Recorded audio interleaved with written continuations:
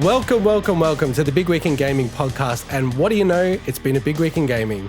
I'm integot for this special episode 49.5 Game of Some Other Year 2011 Determination episode for Wednesday, the 23rd of June 2021.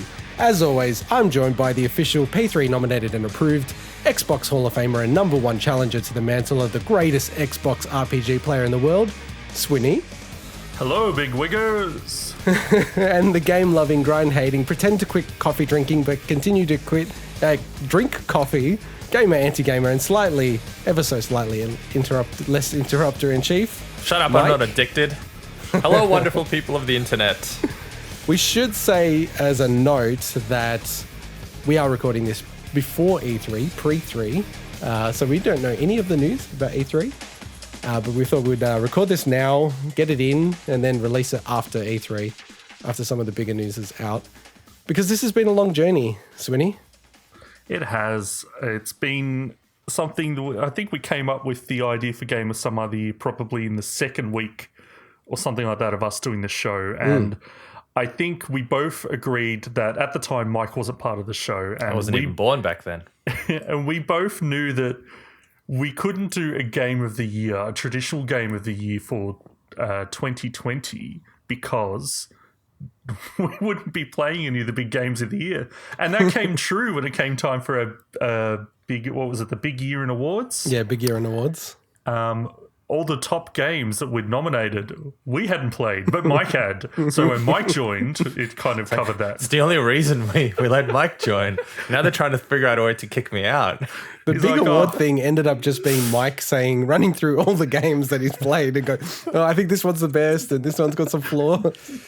Yeah, that was funny. And then I think also the genesis was just like, hey, you need some distance from the year to really make a proper determination. And I still think that's true. I think you probably need to wait 5 years for the culture to settle in with whatever the property was to go, really, did it have an impact, or was it just kind of it was a great game, but, is it really a cultural touchstone? So, well, that's if you're assessing it based on impact.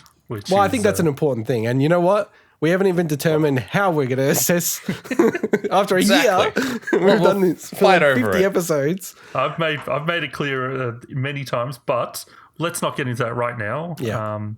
But yeah, we'll have time to cover that when when we're well into this episode. But it's been really fun. The initial when we actually chose what year it was pretty cool because we both landed. It was just integot myself at the time. We both landed on 2011 as the number one. Good choice. Just on that, that we could have chosen any year in the history of video games, and we totally independently came up with the exact same year. It's when you look at it, there's a couple of big standout years, but I think with 2011, it just kind of made sense. And also, I know integot that you had some gaps of things that you wanted to fill in your history as well, and it gave you a chance to fill those in. So yeah, practically hadn't played any of the 2011 games. So for me, it was insane. We'll go through them, but the Dark Souls, Skyrim, it's kind of insane that, I hadn't. You were in a hiatus, weren't you, back then in 2011? Yeah. Experiencing the real world instead? And as we covered in How the was Dark the real Souls, world in 2011? See, Swinny and I wouldn't know because we're gaming at the time. Well, I should do a day. TV podcast or something like that, because I was watching mostly TV series and all that kind of stuff back then. So you've had a very busy year catching up while Swinny here. I've just cruised. You've played them all. Cruised, yeah. I've beat them all to 100% completion, pretty much. Cruised through 50 RPGs that you were finishing. I did the equivalent of what 2011 Minecraft would have been to completion. Yeah. Oh, the Ender Dragon. Oh no, so it would have been an update before that, but yeah, pretty close, pretty close. So, this is a really good discussion because it highlights the fact that we have almost taken 3 different approaches. Not quite, but integot had no prior experience, so he's experiencing these games for the first time and what it's like to play these classics in 2021. Swinny did not play some of the games, if I recall correctly, again. He played them originally, didn't play them again, if I'm not mistaken, Swinny. With the exception of Dark Souls, because I would always play Dark Souls. Well, you play that 2 or 3 times a year. And then myself, I actually went to play them mostly again this year.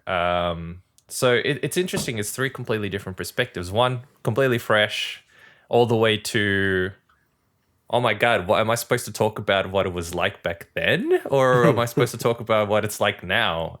So it's quite fascinating. I think the broad spectrum of thinking we have on this one.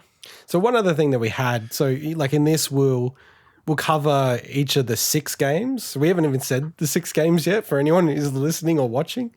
What the 6 if they've been paying nominees attention to our previous episodes like they should have, they would know. Hundreds of episodes that we've had on this. So yeah, we'll cover the 6 games. So we'll go into each one and just kind of, why do we think, so we'll rotate and go, why do we think that this should be a, in nominee for Game of Summer of the Year 2011. But we also had a shortlist, didn't we, Swinny? We did. So as part of the selection process, we chose an initial, after choosing the year, 2011, we then shortlisted 20 games out of the list, pretty much the entire list of the year, and said, okay, let's go away, have a bit of a think if we want to play some of the games at least a little bit, just to kind of then say, out of these 20 shortlist games, we're then choosing 6 to kind of mirror, I think, what was it, the Game Awards, I think they generally had 6 nominees. So with the games that just missed the cut, so the short list, we had Batman Arkham City, Battlefield 3, Dead Island, Dragon Age 2, Forza Motorsport 4, The Legend of Zelda Skyward Sword, Mario Kart 7, Portal 2, Saints Row the Third, Shadows of the Damned, Star Wars The Old Republic, Ultimate Marvel vs. Capcom 3, and Uncharted 3 Drake's Deception. Now, I may have missed one there because I left Minecraft in, which I skipped over. You missed the fact that Dead Island was the winner. Did you say Witcher 2? So that must have been the one I was missing. Yeah, maybe Witcher 2. Thanks for that. Thanks. So many excellent games on that list. Well, it was really tricky to narrow it down to 6. That list itself, all the games are excellent.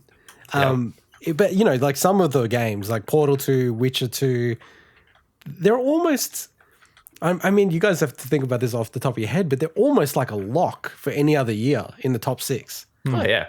I really would struggle because we did a huge exercise, Swinny and I, independently, of going through every single year in video games. It's like, what are the absolute bangers? And, 2011 was ridiculous. But, most years, once you get to 4, 5, 6, it's still 9 out of 10 games normally, but not quite like a Portal 2 or a Witcher 2 type of game. So to me, they're 10 out of 10 games. Yeah, and said those big hitters. If you look at a lot of other outlets' lists from 2011, Batman Arkham City is up there for a lot of them. There's a lot of games that are going to be, for a lot of people, it's like, that's a travesty you didn't have that. But it's when you look at the list, we can't stress how tough it was to actually nail it down to the 6 nominees. And the feature that we did, it was a bit of a battle, especially when it came down to, okay, LA Noire or Witcher 2, and we were just going back and forth. Mike was countering his own arguments. I wanted to play them both again. So I'm like, how do I get both of them in? And I couldn't. Unfortunately, there's going to be some casualties, and one of those was Portal 2, and I think we did a bit of a, hey, it's not Game of Some Other Year nominee, but we did a special feature just to appease integot. I was so adamant Portal 2 was going to be in there. I just played Portal 2. Because I preemptively was like, I'm just going to play it because it's going to be in there, obviously. And I still think that's the biggest blight. But, that's just a personal view, right? I think you guys probably... The Witcher 2 is the biggest blight. Yeah, no. That's what I'm saying. But the problem is I don't know what else I would take out. That's the thing. Correct. I couldn't take anything else out. We Because should have I made think it top 7. You also got to look at the list as a cohesive whole for me personally. And I feel like a Witcher 2 doesn't give you as much as a Minecraft, LA Noire, or a Super Mario 3D Land does. And then it's you're not getting rid of a Deus Ex, a Skyrim, or a Dark Souls for Witcher 2, in my view. So it's, the composition, it's almost like a basketball team with, one person on the bench. It's how do you structure that so it actually makes sense as a of course, yeah. whole? And look, it was us 3. It wasn't. Personally, I enjoyed The Witcher 2 way more than Mario. But again, it's 3 people trying to give it justice. And I think we had a pretty good distribution across multiple platforms as well. I don't think it was intentional. I think it was just, it worked out well that. I think integot raised this before. It was a very strong year for RPGs and action RPGs. With 3 of our nominees are, and Witcher 2 was very close to being a 4th. It was a very strong year for that. And obviously there's a lot of bias, like Mike loves RPGs. I'm obsessed with RPGs. But I really think it was just, I think the games we landed on, those 6, are the right 6 for what we needed. Yeah, like one thing I was going to say, and I have to couch this because I love the Batman Arkham series. I've played all of those games and just love those games so much. And I did actually fight to get Batman on the top 6. But I think Batman is a good example of a game that when it was released versus how it sits in the cultural zeitgeist now has changed. Like, you can't argue that Batman, the Arkham series, has the same sort of cachet as like a Dark Souls or Skyrim, or even in a way like LA Noire, to be honest. Like the way that people talk about those games is a bit different to like Batman, because it's sort of almost more like, that is a very common style game now to a degree. It was just so well executed though. Extremely well executed. They didn't become cult classics, I think. Well, they're not. And I mean, LA Noire, I would say, is a cult classic. Dark Souls isn't per se, because it's sort of had multiple iterations and stuff. But you're right. The way they stick in people's minds is a bit different, and I don't know if that's also because of. I mean, Dark Souls is an interesting case, and we'll talk about it in more detail. Unlike something like LA Noire was it. There were no sequels. There was nothing. It was a standalone, unique game. You got to experience it, and that's it. There was nothing else you could do about it. Whereas with Dark Souls, there were multiple iterations, and I think Batman sort of was the same. There were multiple Batman games that came out after that in the same sort of genre and IP. So I don't know. They're very unique games, some of these. And do you want us to roll into going through the 6 games? Let's do it. All right. All right. Well, over to you, Mike. You'll cover the first 2 games. These are all in alphabetical order, so we're not trying to put the finger on the on the balance of justice or anything like that. So, Dark Souls, Mike. Why should Dark Souls be on this list of the top 6 games for 2011? Oh boy! So, as Swinny actually put it as well, it's really hard to do this game justice and explain why it's such a good game without actually experiencing it. But I will give it a try. So I think Demon's Souls, which was its spiritual successor, the game that came before it, really defined the Souls series, I think. But it's Dark Souls that ultimately sealed the deal. And it's Dark Souls that I think is really the one that evolved the genre and made it a genre in and of itself, which is the Souls series. I think one thing that everyone knows about is the fact that it created satisfaction through adversity. The game was notoriously difficult when it came out at the time. I think a lot of people picked it up, played it, and then just gave up because it was too hard. But that's the thing. That's what made it so satisfying. There weren't that many games at the time. In fact, I can't think of any other games, like big games I'm talking about, big budget games, that were really bloody hard to get through. And this was one of them. And it was a game where, you learn to get better at playing the game by adapting to the game, adapting to the enemies, learning everything, evolving, changing your strategies. And that's what I think ultimately made the game extremely satisfying. And the combat in that game, to this day, it's just bloody excellent. I played it again recently, and, Swinny will hopefully talk about it a little bit after the segment as well.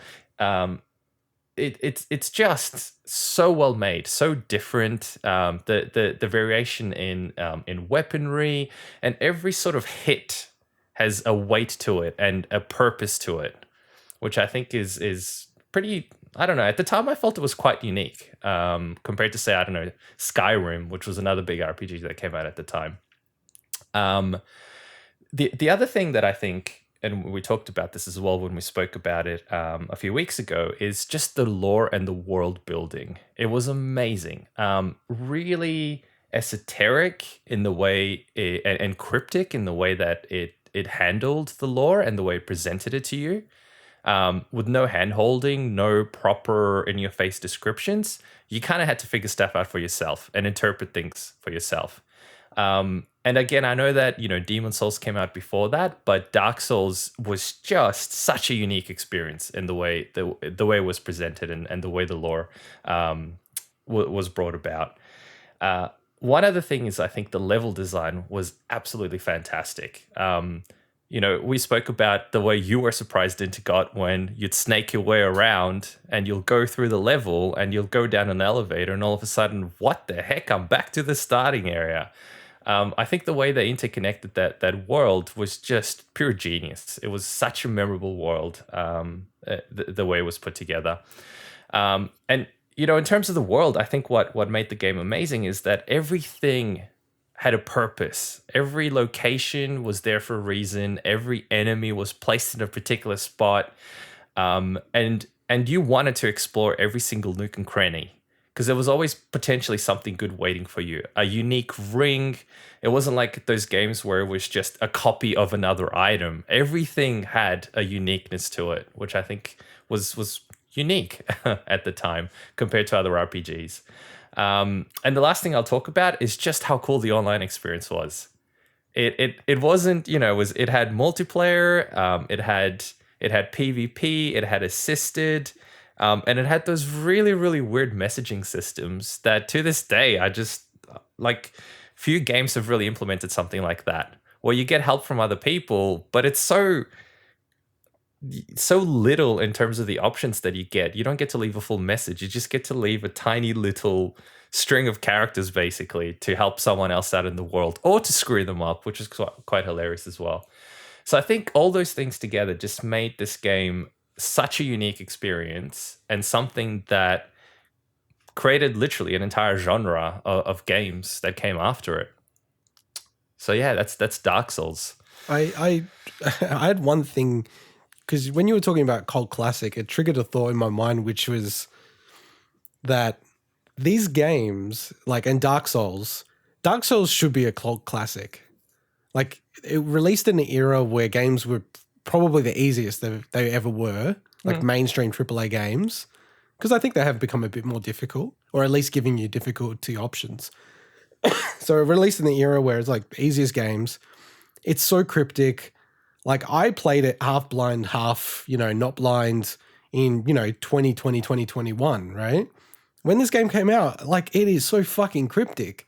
I don't know how people did anything in this game. They were like, what the fuck is this game, right? That's what made it so amazing, though. You didn't know what to do. You're like, oh, where do I go? What do I do? It should be a cult classic. It really should be a cult classic. But it hits such a high that it breaks through that cult classic thing of being so cryptic and so weird and so out there that its greatness actually exalts it through that barrier of being a cult classic and then hit mainstream to a point where, like you're saying, with the launch of the PS5, they've gone back to Demon Souls and remade that game.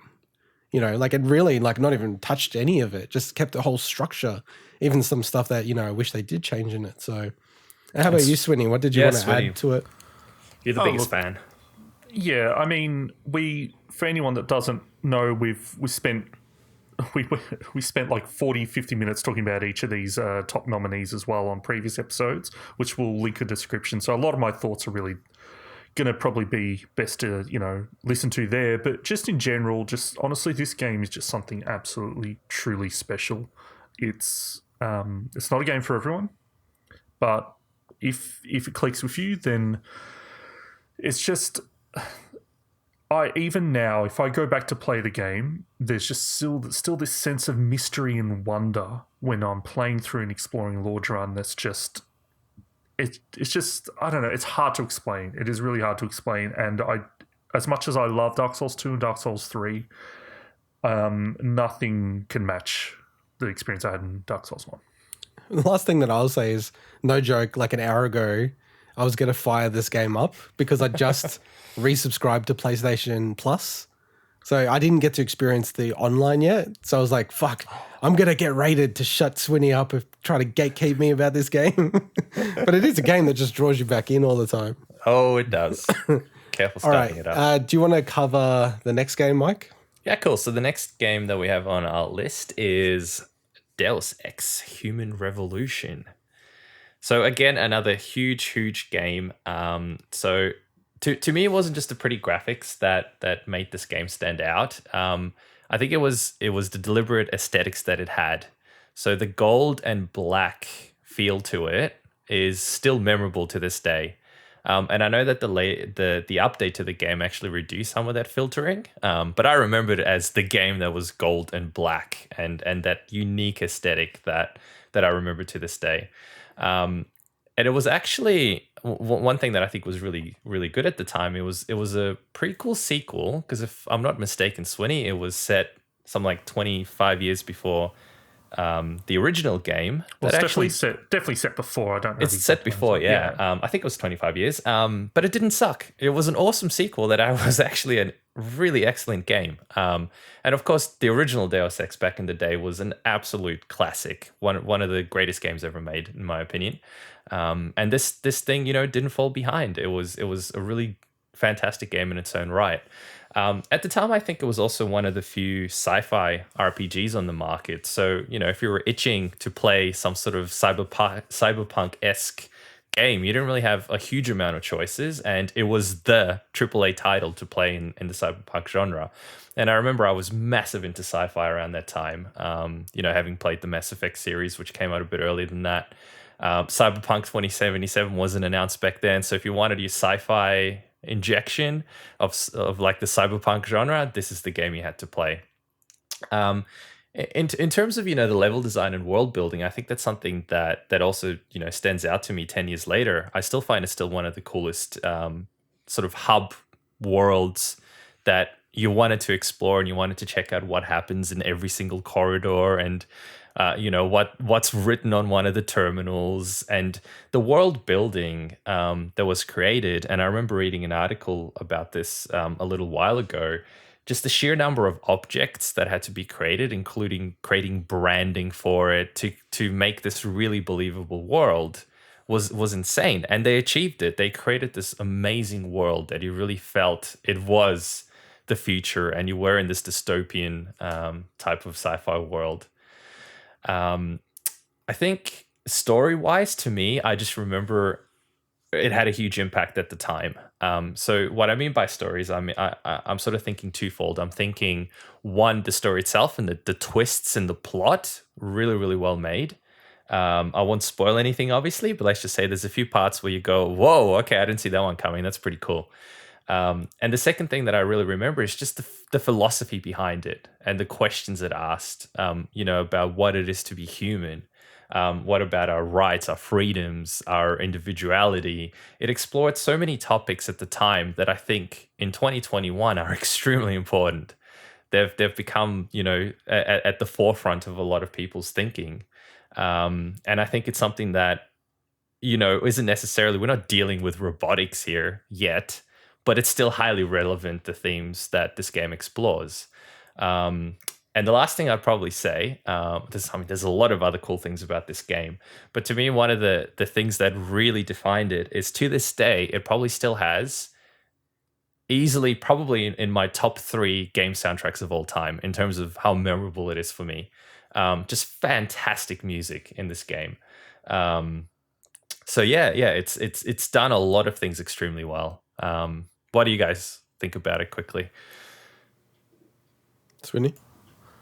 Well, yeah, this game, as Deus Ex is probably my equal top game of all time, next to Ocarina of Time.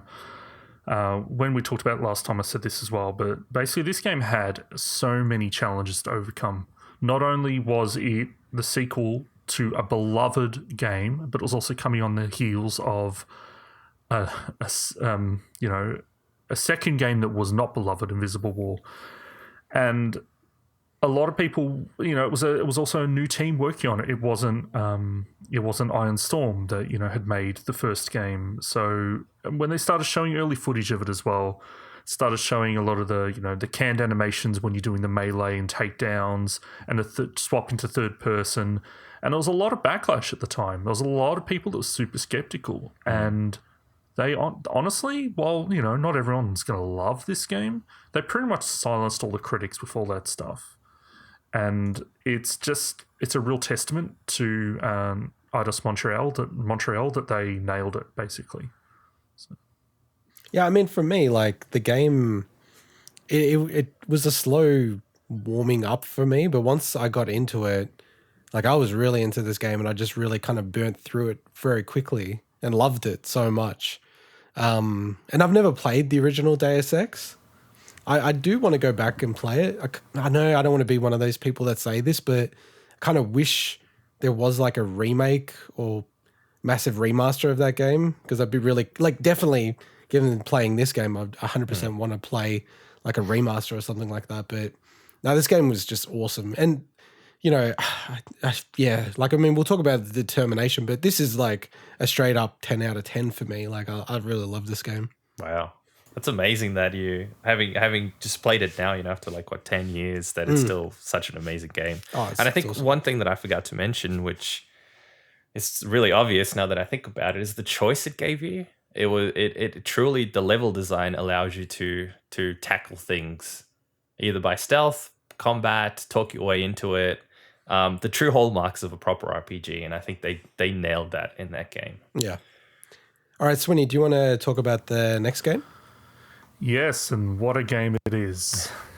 So, Elder Scrolls V Skyrim.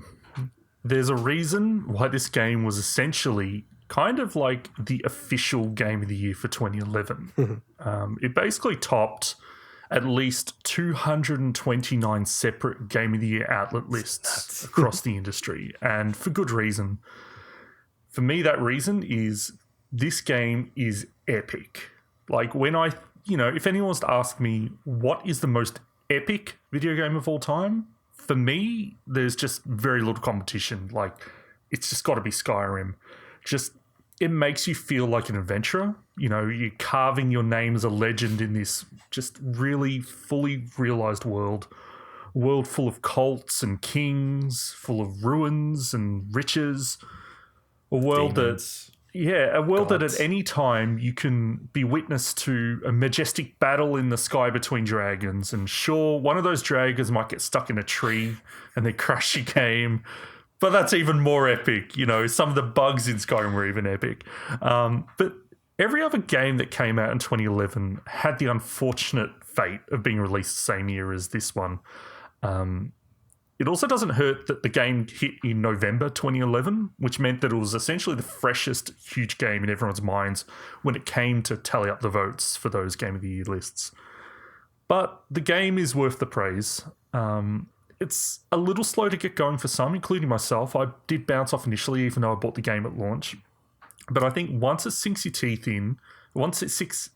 in, and you get a few quests under your belt, you reach some of the factions and start seeing the way that the storylines start playing out there. You just don't want to stop playing it. Those faction and guild quests are just absolutely amazing. The main campaign and DLC content was also pretty damn great as well. It's just an absolute blast to play. It's a bit of a looker as well. If you look at it these days, there's definitely a lot of rough edges, but at the time it's got a really great cohesive style to it. It doesn't hurt that the world is essentially just full of snow and ice, so it makes it easy to be cohesive, but it also has an absolute epic soundtrack to back up those visuals. The voice acting is certainly rough in places, not for everyone, but honestly, it was incredible improvement over the previous entry, which was 2006's Oblivion, which is notorious for its bad NPC dialogue, so much so that there's even outtakes left in. In terms of presentation, honestly, the two games are night and day, and I don't think Bethesda gets enough credit for upping their game between the 5 years between Oblivion and Skyrim. Like, if you compare the games these days, it's just wild how they got to there. So, in general, why is Skyrim in one of our top 6? Because it's epic. Well, actually, scratch that. Skyrim is fucking epic. So true. Well said. It is. So integot, as someone that played through the game relatively recently and doesn't have the rose-tinted glasses that I do, what was your experience like with Skyrim? Yeah, I mean, like for me, and it's quite funny that, you know, playing Elder Scrolls 5, I have played the latest Elder Scrolls game now, even 10 years on. And let's be real, probably another 3 to 4 years to go for Elder Scrolls 6. But I should say my bias here that I am not a fan of fantasy. Like, I really do not like Lord of the Rings. So like fantasy needs to sort of get to a threshold for me. And it is like, it is probably a pull down on it overall. But even with that, I think there was one time where, you know, I was 10 hours into Skyrim or something like that. And I said to you guys, man, I fucking get it. I understand why people love this game. It's fucking cool. It's just like, the one thing, and you know, you made such a great point about like, you feel almost bad for other devs releasing games into 2011. But honestly, like I kind of feel bad for devs in 2012, 13, 14, etc. Because there's still stuff that it does that you do not commonly see in other games. Because I was playing this game and I'm like grabbing everything, like interacting with everything, opening everything, reading books, doing all this stuff, and it works. Like, and you could have a blast with Fallout, man. Oh, exactly. Yeah, you should. I mean, it's same game engine and everything. If I'm not mistaken, you can take a basket and put it on people's heads. Yes. And then you can steal stuff. And you can steal, yeah. Which I don't even get. That's actually quite amazing that the game allows that. I don't know if it's intentional or it happens. And the devs are like, oh my God, this works. This is brilliant. Or they actually coded it intentionally. Either way, it's amazing. I love stuff like that in this game. And you know, just on the bug, Swinny, it's like I didn't run into like super like a lot of bugs, and maybe it's been polished up, you know, obviously in the 10 years, but I found the whole thing kind of endearing, just the way it works, and kind of give it a bit of credit and space that it's trying to be ambitious and do heaps of shit. And like I'll leave something on one side of the whole world in Skyrim and then come back and it's still there. I'm like, what the fuck? This is insane. And yeah, sure, sometimes it's missing, but 99 times it's there. I don't know. Like I don't understand the criticism. Like I'd never experienced it. I never really try to get attached to those cultural wars. But, you know, when people are like ripping into the game about bugs and everything like that, I'm like, it's trying to do a lot. Like I don't know what people expect. Oh yeah, but to be fair, when it first came out, it was riddled with bugs. Yeah, so I didn't experience. They fixed a whole bunch of stuff. I think to me, the greatest testament to this game is that only now in 2021 have I actually finished the main story, and that is after probably spending like 300-400 hours in this game at least. So we forced you as well. Well, you kind of forced me to finally finish the story, which I'm like, I don't give a shit about it. It's I don't care. I just want to go and explore the world. And the fact that a game can create a world that you can get lost in and not care at all about the story that's supposed to string you on to get you to keep playing. You just play it because you want to play it. That's a testament to a great game. All right, Swinny, do you want to go on to the next game? Yeah, so the next game is the Aussie-made LA Noire. So LA Noire came out in May 2011, and as I just said, was developed by our own Team Bondi, rest in peace, published by Rockstar as well. So I would say alongside the BioShock games, this is easily the biggest profile Australian-made game, probably in history. Especially one that's essentially solely developed in Australia. Yeah, and I think that's the key point, that like it was fully developed and led here.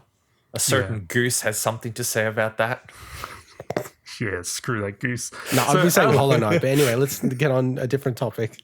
So LA Noire is a really unique mix of a detective sim and an open world action game. And honestly, it's one of the most memorable gaming experiences I've ever had. And I think for a lot of people that have been through it, just think, what other game is like LA Noire?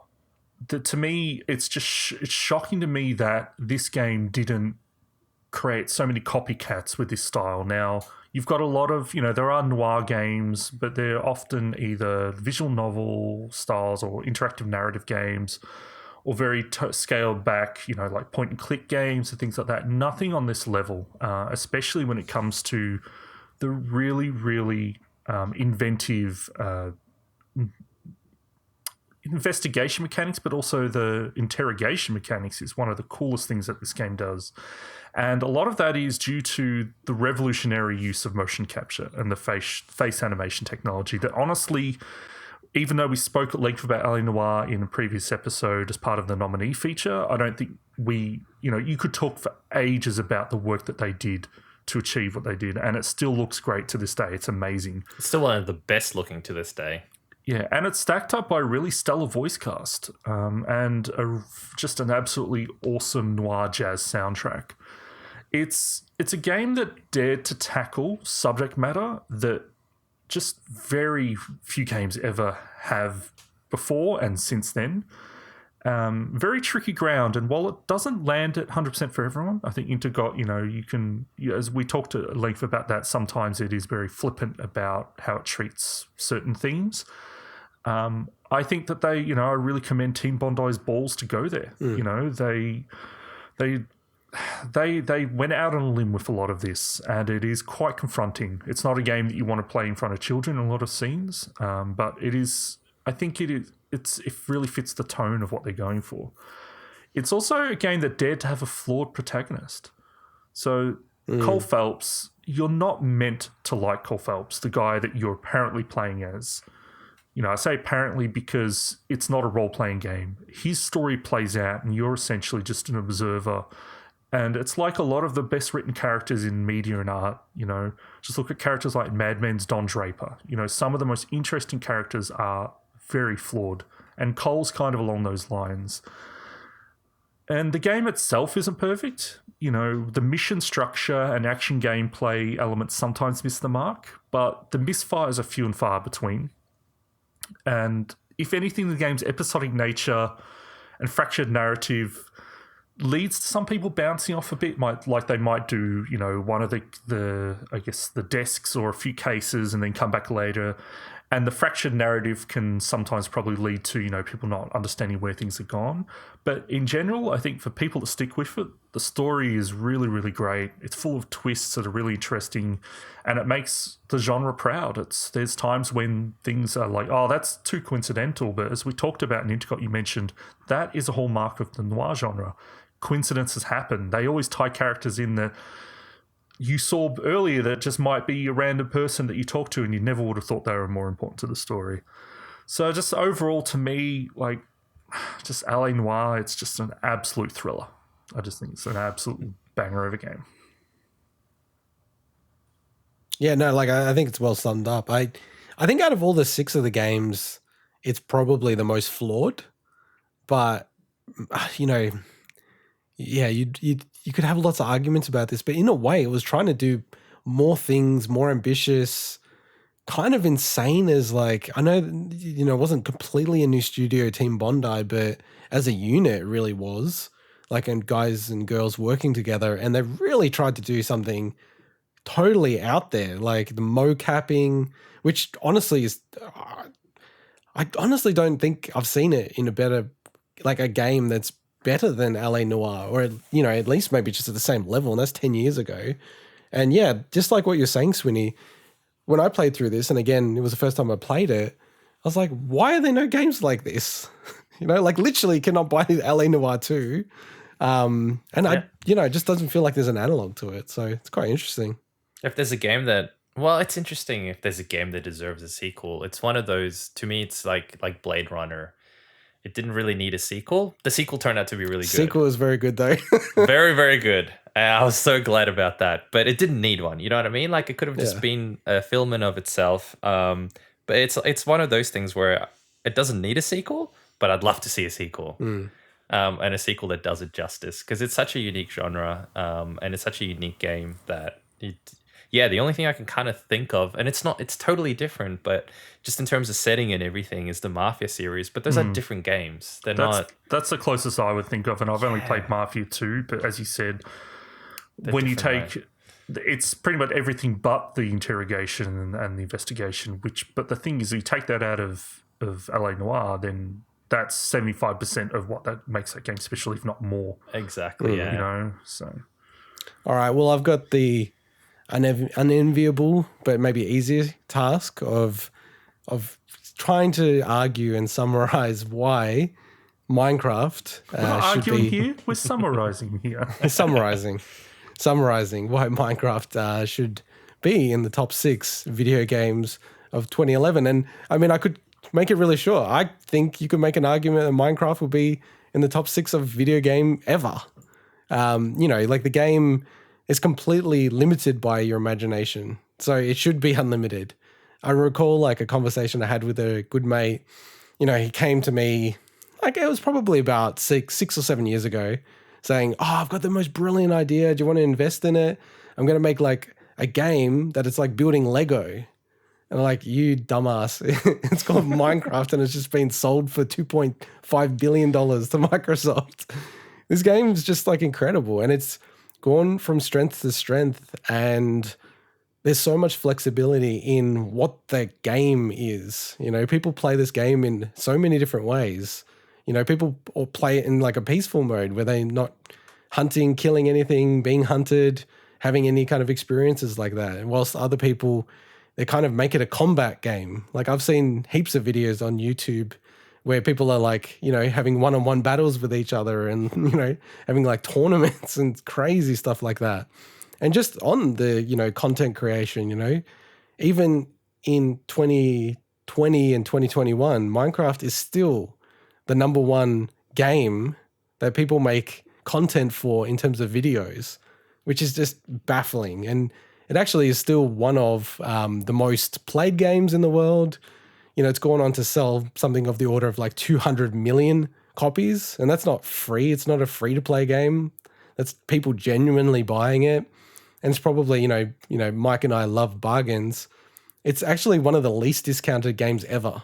Like the best sale they've ever done is to celebrate it being 10 years old. Like that's the kind of staying power that this game has had. And you know, like even if you look at today, you know, they've released the, you know, ray tracing version of Minecraft, and I've played that. It actually is one of the best examples of ray tracing because of the simplicity of the graphics, just, you know, having the ability to really make things pop. And it actually is such a good demonstration of the technology. And, you know, I love having debates like this with people around, hey, with music, you know, if aliens came to Earth in 100, 200 years, what music would we show them? You know, people are like, oh, the Beatles and all this kind of stuff. And, you know, if you kind of have the argument or the discussion around video games, I mean, Minecraft would have to be in that conversation. That's kind of where it's landed now for me. And it's just an incredible game. What are your thoughts, guys? Well, Minecraft, I loved my time for Minecraft. I probably could put upwards, which is nothing compared to other people, probably put upwards of 500 hours into playing it on the Xbox 360 version, which initially was quite scaled back, but they did update it eventually to get to the point where it was in 2011. And it's, yeah, as you mentioned, it's a game that's limited only by imagination. I remember I said to myself, okay, you know, at the time I was caring more about achievements in those kind of games as well. So I'm like, okay, I'm going to try to get all the achievements in this. And then at some point I stopped caring about any achievements in bloody Minecraft. And I sat there and thought, okay, you complete one thing. It's like, okay, that's cool. I did this awesome thing. And then you just think, then your just imagination starts just whirling. What is the next big thing I can do? So I went from, okay, I'm going to create this underground like a railway system. I remember when you did that. And that goes underneath my house and everything. And then once I've done that, I'm like, you know what? There's a mountain up there. I'm going to create a castle on that mountain. So I did that. I spent ages, leveled out the mountain, made it look great. I finished the castle. Then I said, you know what would be cool? If underneath the castle was a giant subterranean library. I'm talking I've heard about huge library. So I spent hours upon hours manually carving out the entire space, built my library, mapped out the statue in Excel and a little thing, and it was just all from your imagination. It's such a cool game, and it's such a cool tool. You know what, boys? I think, we probably should just call the episode. Yeah. Minecraft's the winner.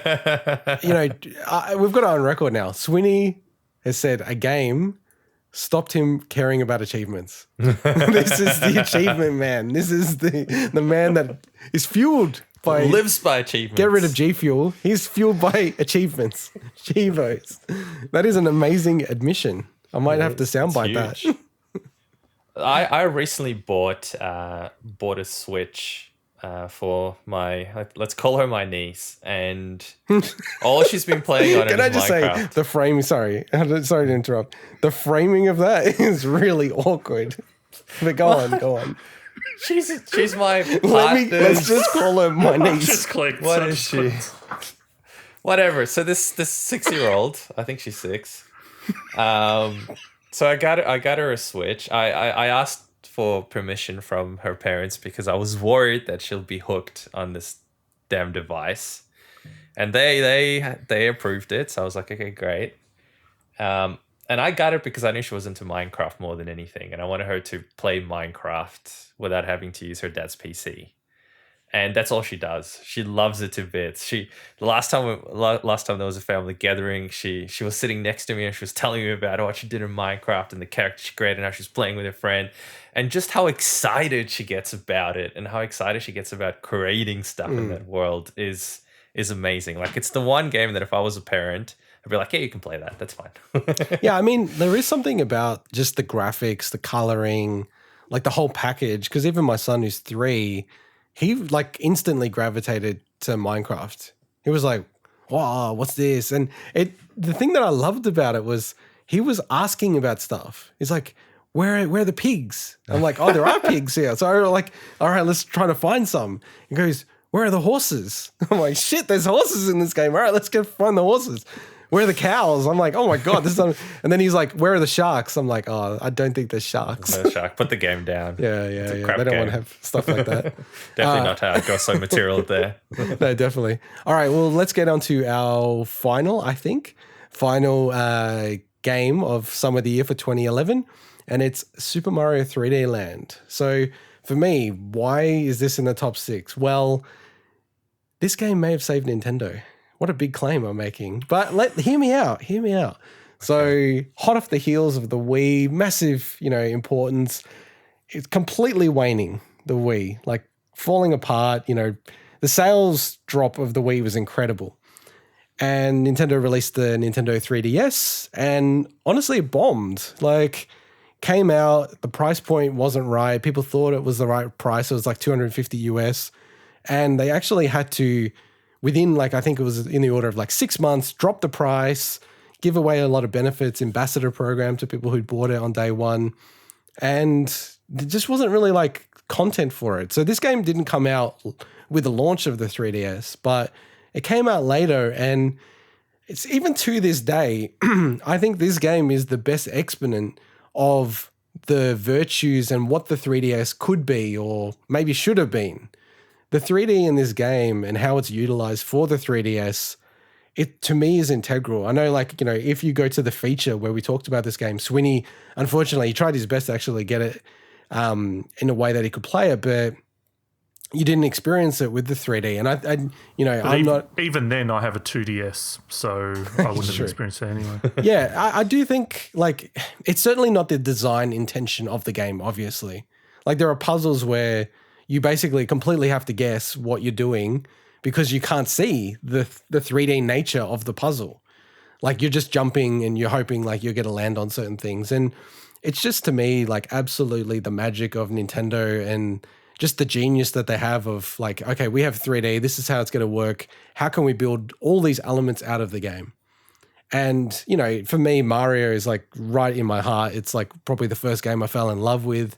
And for me, this game is more actually in line with, Super Mario Bros, Super Mario Brothers 3 type of game, rather than any 3D game that Nintendo's sort of released in the Mario series. And, I actually think this game, on reflection, is superior to 3D World, which came totally out agree. after I was thinking on the Wii U. exactly the same thing. Which is a great game, by the way. I think it's a fantastic game. Very solid game. But this game is just handheld perfection. Yeah. It's just fantastic. I'm actually really pleased that we have it on the list. And just the one thing I'd shout out is like, I really feel, I've said this before and a few times, I feel like the next Nintendo console will be a dedicated VR console. And I feel like this game kind of gives you some hints as to like even some of the thinking around what Nintendo could do if they were unleashed in a, format that made sense, like a Quest style device. It would just be incredible. At that time I'd be like, get this game on that Nintendo VR console, whatever they're going to announce. They probably already announced it and we're publishing it post that. So, but yeah, Swinny, do you have any other thoughts on 3D Land? Just the fact that I didn't play this when it came out, but I think at the time it would have been a huge sigh of relief from me because I'm not a fan of new Super Mario Brothers games, and I felt that they were going the wrong direction with that stuff. And this kind of brought it back. To me, this was, I think we titled the episode this, but this was like peak Mario, just like in terms of level design, in terms of just it's how it celebrated the history of the games, the fact that it used a lot of music from Mario 3 that I don't think would, unless it's in Mario Galaxy 2, which I never played, we never really heard those tracks in a Mario platformer since Mario 3. It was just, I think that, like if I'd played this back in 2011, it would have just been like, thank you, Nintendo. Thank you for bringing Mario back. Anything else to add, Mike? No, so I played this, and I also played World, Odyssey. I didn't play Galaxy, unfortunately, but I do want to get around to it. And to me, this was the superior title. It's the one that I enjoyed playing the most out of all of the recent Mario games. And I don't know what it is. And certainly just comparing it to World, to me, this just felt so much better.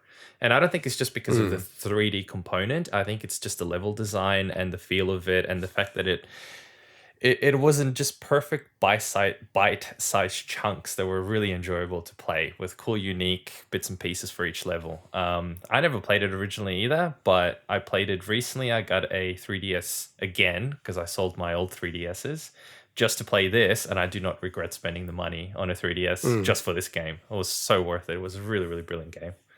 Yeah, it's right up there with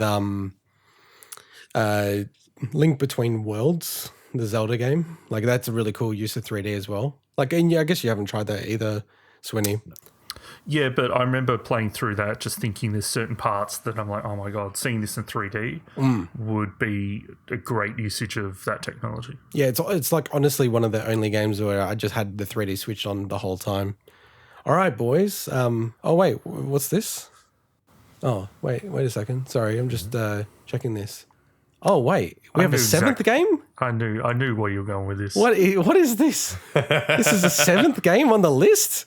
It's called The Witcher 2 Assassins This of is Kings, controversial, bitch. boys. Portal 2. So I will now argue why Portal 2. No, I won't. Portal 2 is a great game. It's just a great game in a year of better games for me. We talked too much about Portal 2, so the joke didn't work. All right, boys. I think that was pretty good. I love that. All right, this is the money shot now. This is where it gets serious. This is for all the marbles. We haven't even really spoken about how this is going to work, how we're going to rank things. Because that's the best way. This is going to be a blood sport. Go in there. But I will say I'm pissed about Portal 2, so I'm not going to let you guys get away with murder and trying to gang up against me. Go cry. Go cry in a corner.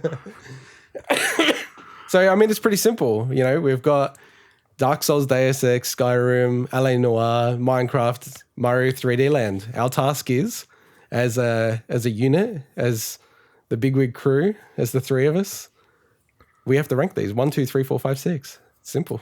This is not pre-planned. No, we actually don't know what we're gonna do or come up with. So you're witnessing this is, yeah. So, a question to you guys: do you have your own lists? Sounds like I should have my own list. I have the list in my mind. Yeah. Like I can work through it right now. Like bang, bang, bang, bang, bang. You know. Okay. I'm just interested just to know if you have a list or if it's kind of going to. It's in my head. It's in my head, but it's a tough one. Yeah. I mean, to me, there's a couple of games here that I know aren't going to be number one. Yeah, same. I agree with that. That's the way I would see it as well. Yeah. So do you want me to say the games I think I definitely don't have a chance of being number one? Yeah. So LA Noire Yeah, I agree. Yeah, agreed as well. and Mario 3D Land. Also agree. Yeah. So the tricky part is where do you put them in relation to the rest. But I think it's pretty. Well, I think 5 it's and 6, I would say. It's well, we'll see. But I think it's good to kind of get that out in the open that there are some ones that aren't going to be number one. So, yeah, I'd say, yeah. So I mean, yeah, we've got them over there now. Do you want to lock them in, Eddie? Well, I have my list, and it's like, yeah, like I already had those at you know at that bottom. Well, actually, you know. By the way, there's no locking in. Like this thing's fluid until the end, until we agree of course, on it. yeah. So. Okay, so I correct myself. It's not actually, you know, working through the order in my mind. Mario 3D Land I didn't have as the winner, and I don't think I would argue that, but I had it above some of the other games on the right-hand side. Okay. Yeah, so this is more about, like I'm just trying to think of some common ground. So I would say as as common ground, it sounds like Mario 3D Land wouldn't take the 6th spot. It would take the 5th spot at worst case, right? Would you agree with that, Swinny? That's my gut feel, that I would say Mario 3D Land is above LA Noire. See, not for me. Oh, really? Interesting. Oh, interesting. So how do we do this? Is it 2 against 1? Do we I think we just talk through it and then we see how we go with it. Okay. We got there with our We'll nominees. talk through it and ignore we'll what you get think. there with our determination. For me, Mario 3D Land is obviously an amazing game. I just think that for what I value the most out of this, you know, ranking the games. I'm not ranking based on impact or anything like that. I'm ranking on just what do I think is a better video game, and a lot of them also they offer more unique experiences for me than Mario 3D Land, which was amazing, but was also just a really good Mario game. Just a really, really good Mario game. Damn, you're selling me on that, I have to admit. Look, I think from a gameplay perspective, I enjoyed Mario 3D Land more. From an experience perspective, LA Noire for me as well. But I'm not going to go out on a limb and fight for LA Noire to not be number 6. The thing for me is like, you know, LA Noire is, well, like 3D Land is pretty unique as well. Like there aren't like a hell of a lot of games like 3D Land because you have to take it, I think, in fairness, the whole package, which is also the 3D feature of the game. Like it was built with that design intent. And I think that offers a lot of uniqueness. Like, again, like I don't think the Wii U 3D world lives up to it as well because it doesn't have that element. It can't. That's not how the Wii U works. And I think it does offer something pretty interesting and unique. And to me, I can't go past as well that the game is almost flawless, 3D Land. Whereas LA Noire is deeply flawed as a game. Like the pacing is way off. Like, you know, some of the parts in the middle are a bit like, you know, we won't go through it, but the twist in the game is like almost undeserved in my opinion. And I know you might argue like noir and all that kind of stuff, but there's more things that are put in noir film that indicate, oh, wait, there's going to be a bit of a twist here. And, you know, as I said, I don't want to spoil the twist, but to me, it was super undeserved. I was like, what the hell is he doing? Like, who is this character? It's not even the character that I know. In fairness, though, and maybe you're trying to remove this from, your thought around it, but look, the structure of LA Noire is not perfect, but it also has more padding in the one that you guys played. I grant that totally. Which includes the DLC missions woven into the game, which is, to me, a ridiculous idea. It's stupid the way they did it, yeah. It goes against the whole design. Like, games, just like stories and movies just the books and movies and everything, like, narrative is planned out, structure is planned out, and to just, like, mess with the original intention, it's like going back and someone else editing Blade Runner, you know, that's not Ridley Scott or something. But just the counterpoint to that, Swinny, I do concede that in general, but there was some points in the game, and it wasn't DLC, and it was like a stream of missions that I was playing, and I was sort of a bit like, I'm on the limit with it. And I checked, like, are these DLC or normal? They were normal missions, but then I had a few, like an extra DLC mission, which pushed me over the edge of being like, oh, this is really annoying. And I think with any good story, the way it propels, you never get to a point where you're like, oh, like, let's get to the next act. Let's get on with it. You know what I mean? Like, I want to understand why the rifle's up at the top of the bar type of thing, right? You never want that in a story. You want it to, you go, oh, no, shit, I want to know a little bit more about it, and we're moving on. You know what I mean? Like, and I just felt the game... You know, and I'm being ultra critical because we're talking about one of the best years of video games ever, and we've got it in the top 6. So let's be real, like it's up there. But you know, I just have to be critical, and I just personally can't put it ahead of 3D Land. And that's fair enough. The one thing I dispute is I think Mario 3D Land has flaws to it. To me, it's not a nearly flawless game in any way, but it's a very good game. Again, like these are all great games. But I'm not going to fight tooth and nail to say LA Noire should be higher on the list. You know, if that's, I guess I'm kind of almost ambivalent about these two are kind of interchangeable for me. So I don't know, Mike, how you kind of land with this. Look, someone's got to make a decision. I think, to me, Mario 3D Land is a bee's dick ahead of LA Noire. So I would personally put it slightly ahead. It's super tough. They're both brilliant games in their own right. Depending on how you look at them, they're superior to each other. But I feel like overall, as a game, I don't know, it's weird. I can't even say as an experience because LA Noire was a much more unique experience than Mario 3D Land. But to your point as well, integot, it was probably one of the key 3D games on that platform. And to this day, it's still such an amazing game to be playing. And it's still, in my opinion, a better game than the sequels to that game. And the fact that, 10 years later, I can still enjoy it more than I can enjoy a brand new game is a testament to how good it is. Unfortunately, I had the same issues with LA Noire where at the time I never finished it back in the day. And when I did play it now, I had all the padding that kind of just became a bit of a nuisance. And it's hard for me to rationalize that in my head because I also need to think about what was the game like back when it came out. But unfortunately, I never played it back when it came out. So it's hard to completion. So it's hard for me to really judge it that way. So I would just personally have to just put Mario Land just a little bit ahead of LA Noire. My biggest criticism of the new remastered version is they changed the titles of like what you're supposing on the witness from like doubt to good cop, bad cop. None of the memes made any more sense to you. And I know, I didn't understand that. So I was like, why would they change it? Like when I now translate it in my head, I feel like I'd get more accurate results in the game.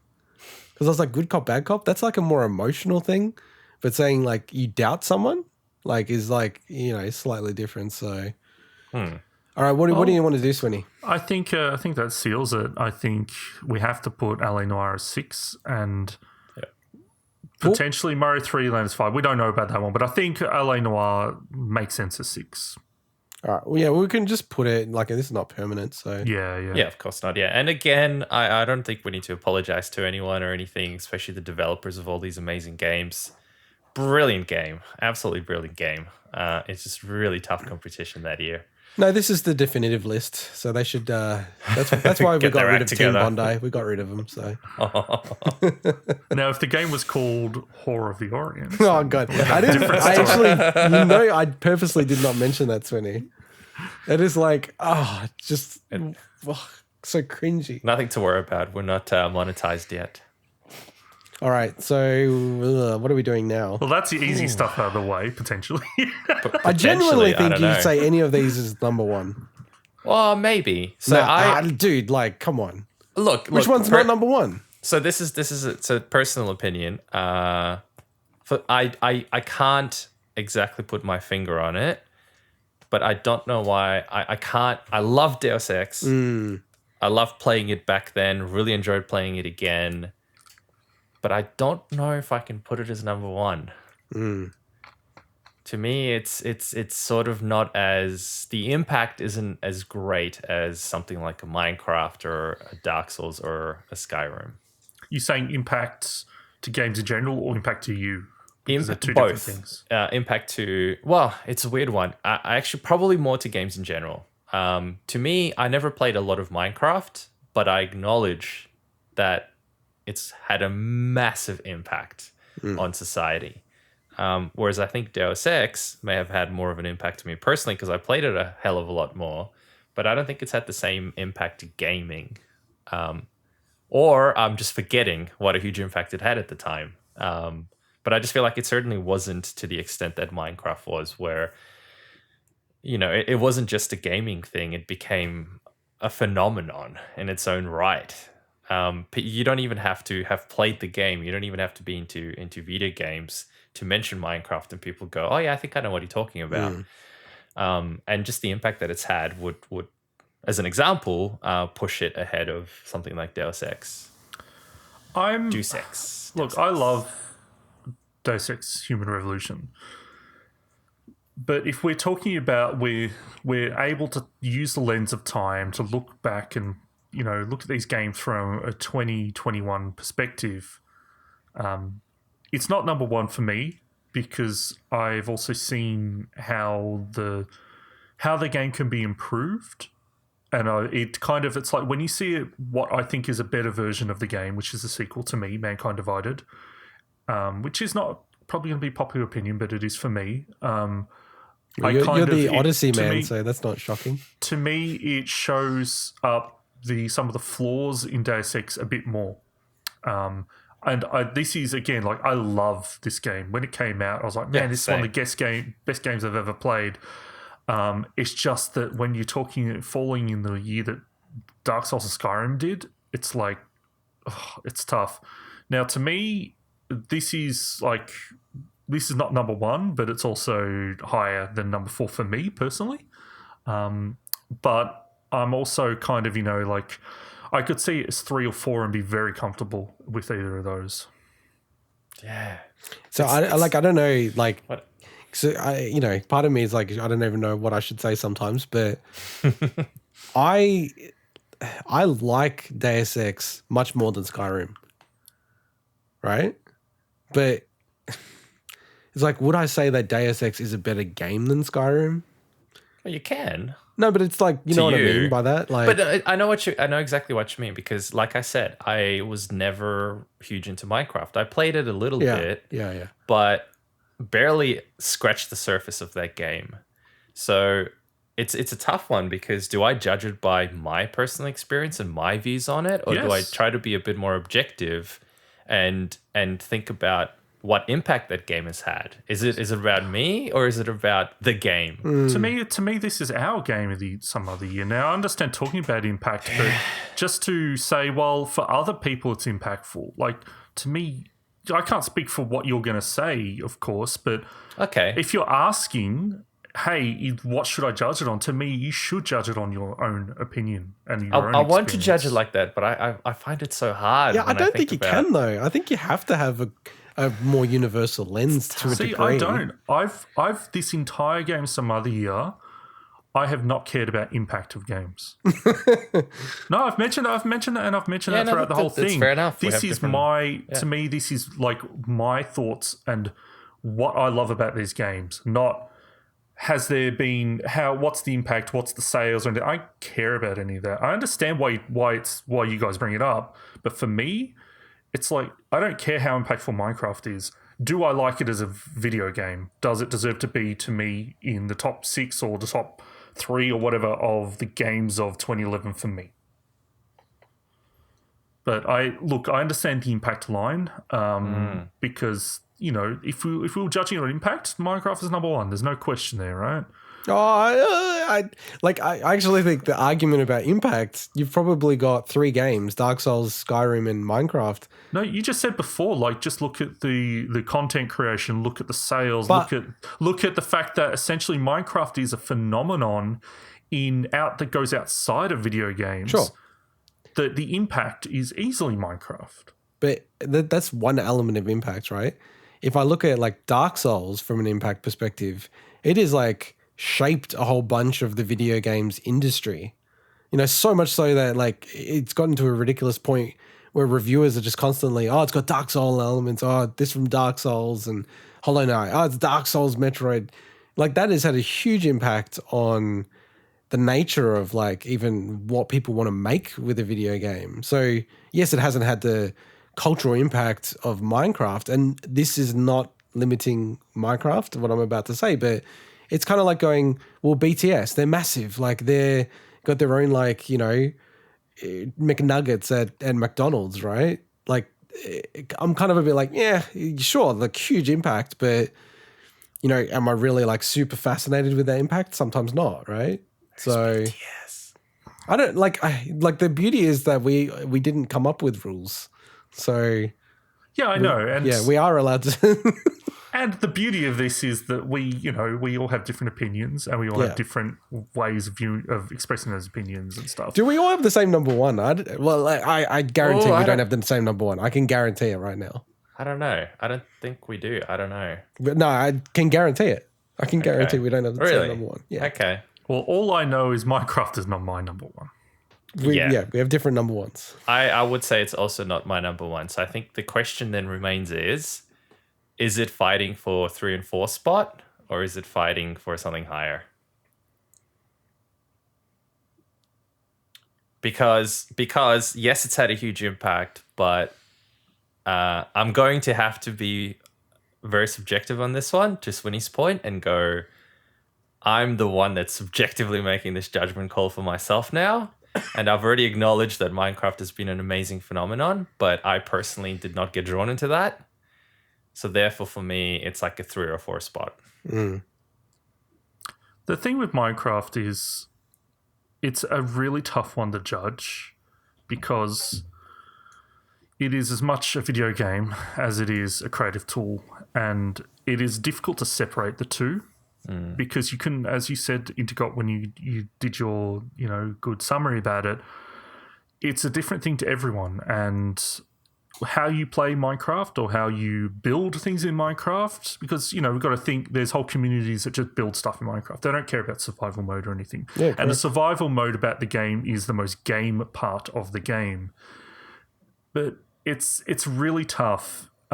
Because I know initially when we were discussing all these games, when Minecraft kind of came into my head, it's like, I don't know, look, for me, it's like, I don't think of it as much as a video game as the other games, and it's tricky because when we're judging these all against each other, it's almost like it's on its own kind of plane of existence here.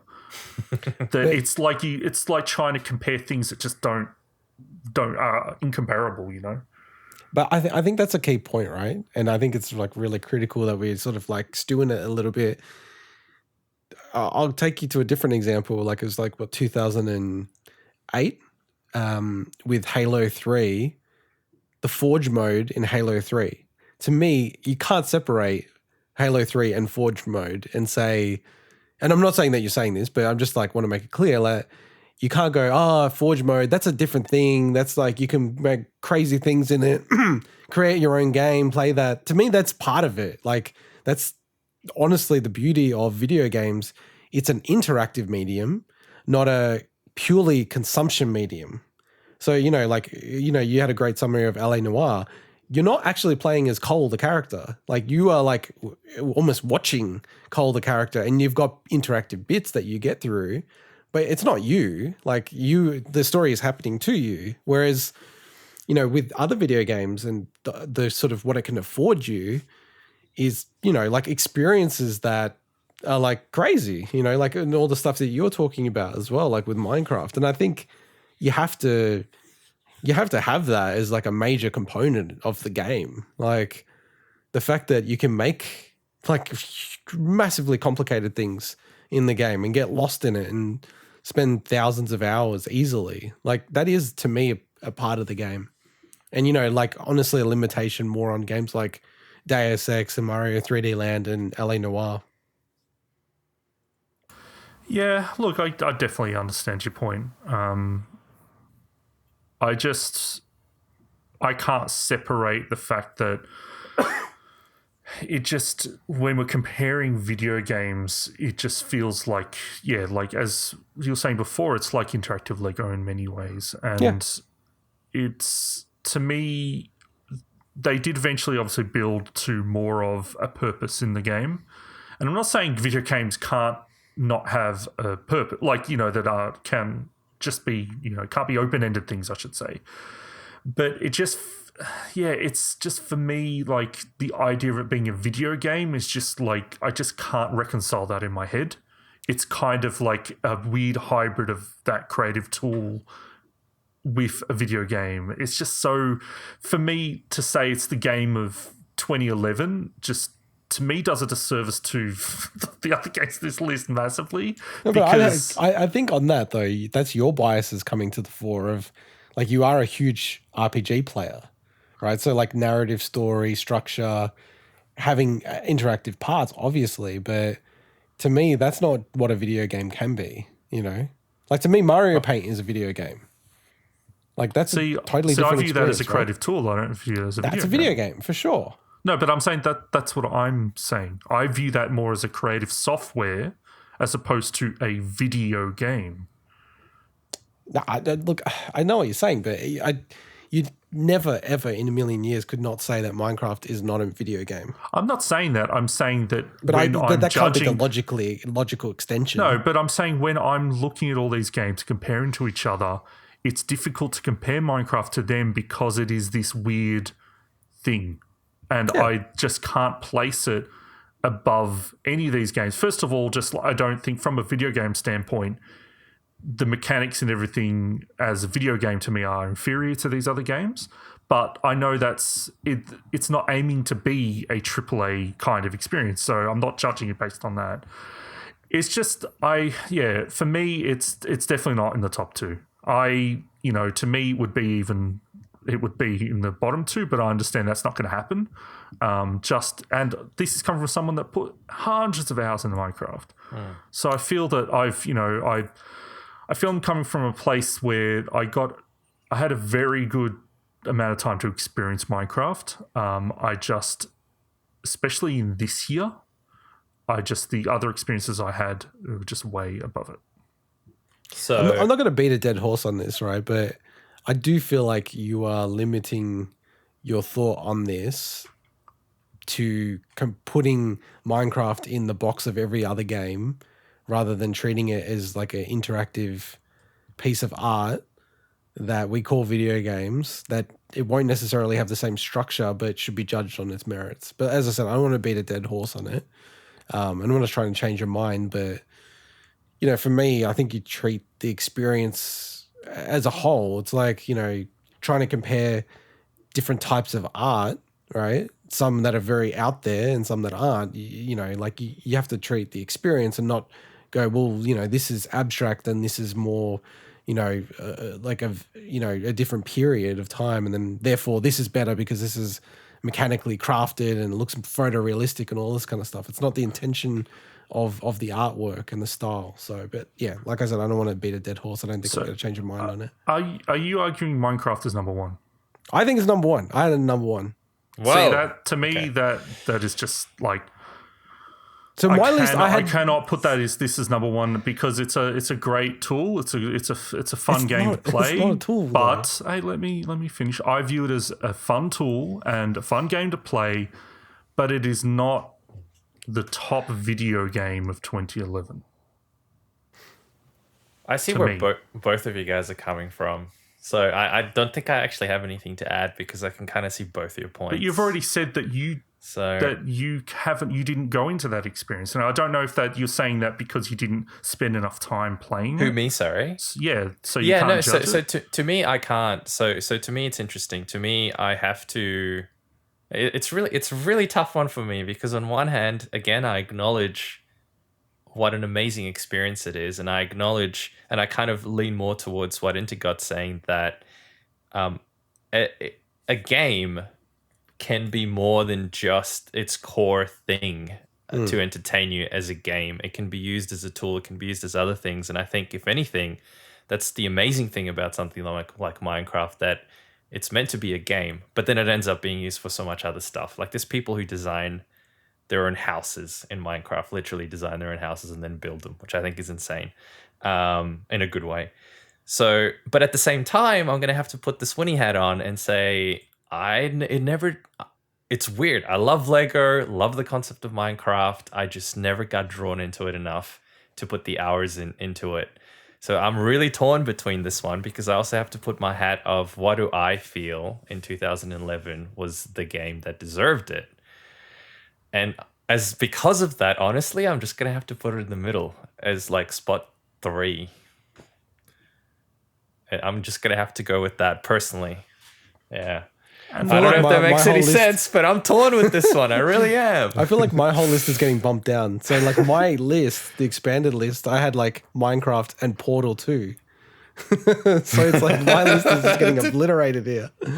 I think it just goes to show that our way of viewing this is I think if, and I don't mean to say this in a bad way or anything like that, but I feel like Swinny his view is, and correct me if I'm wrong, Swinny, it's the games that you felt deserve that based on your experiences with the game. Whereas integot, you feel more like on the opposite side of the spectrum, which is more not so much what I personally feel about it, but more what the game is and why it deserves it. No.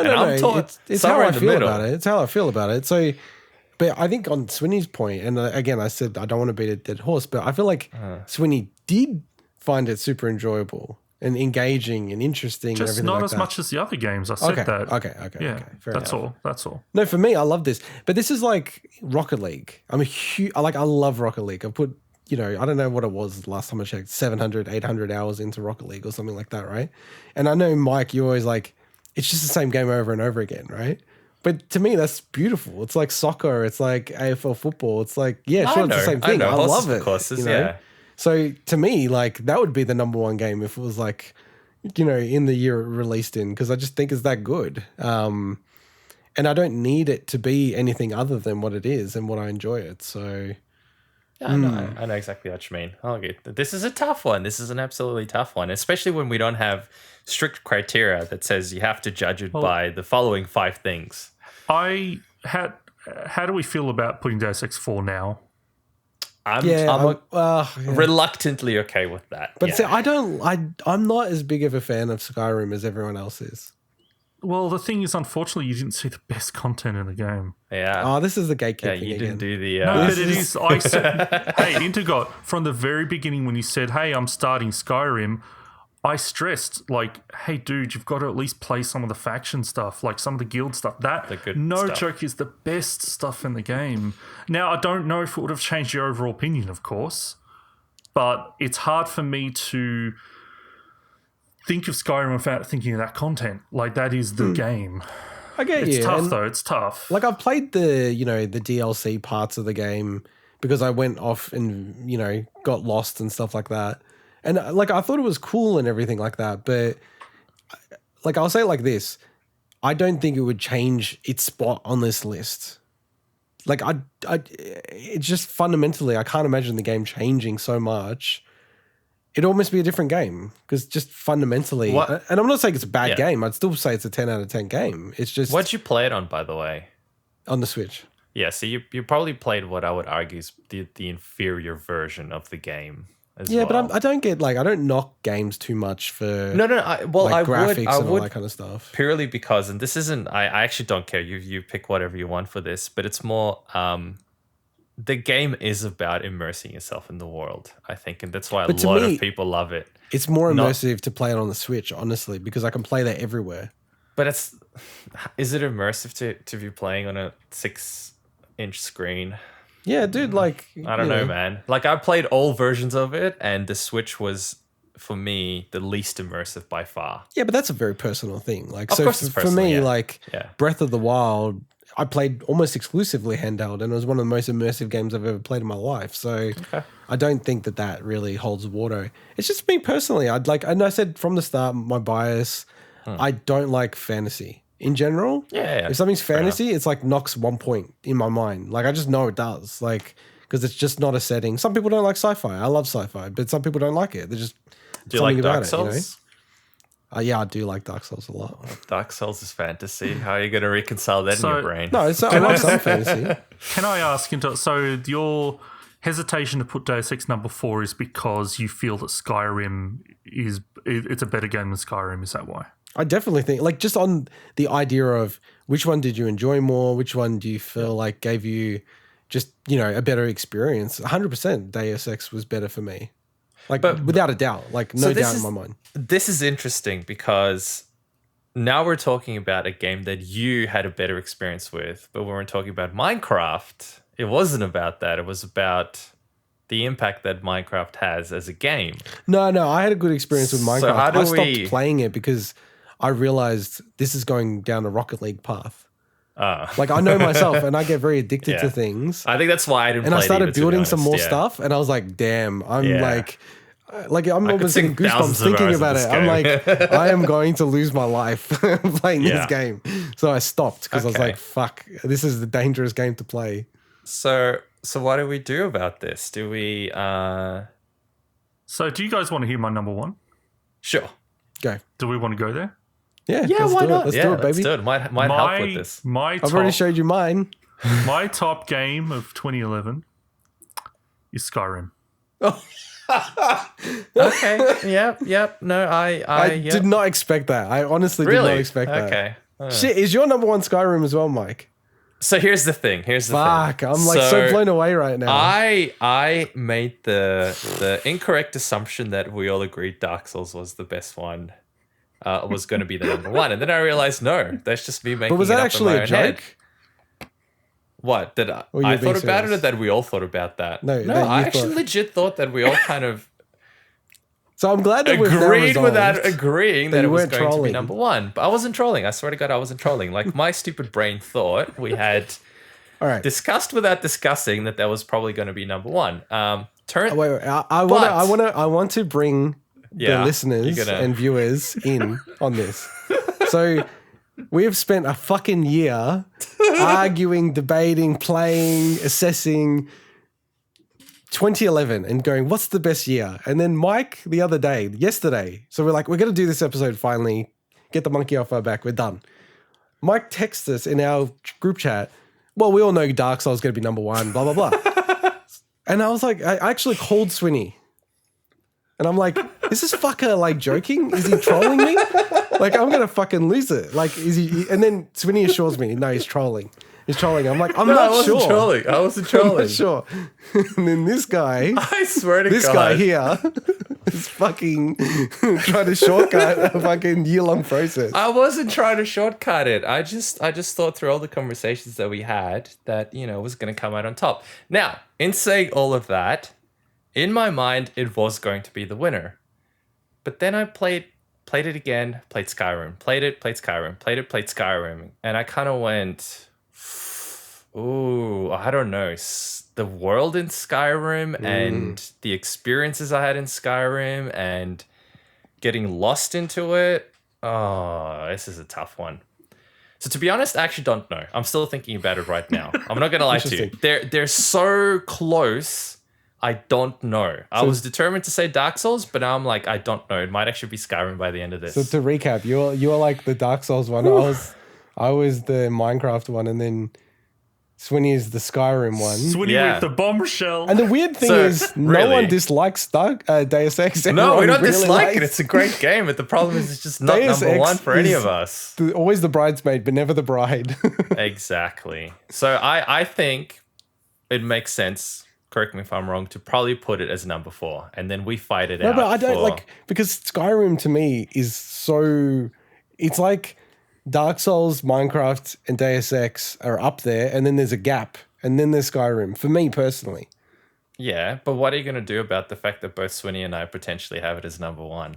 But I'm like so pro Dark Souls being number 1 over like Skyrim, right? Like that would, yeah.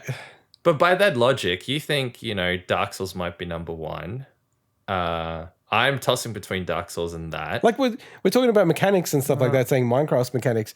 Fucking Skyrim's combat. I was playing Dark Souls and then playing like Skyrim's combat. It's fucking janky as all hell, right? It's just like, what? Depends how you play. Yeah.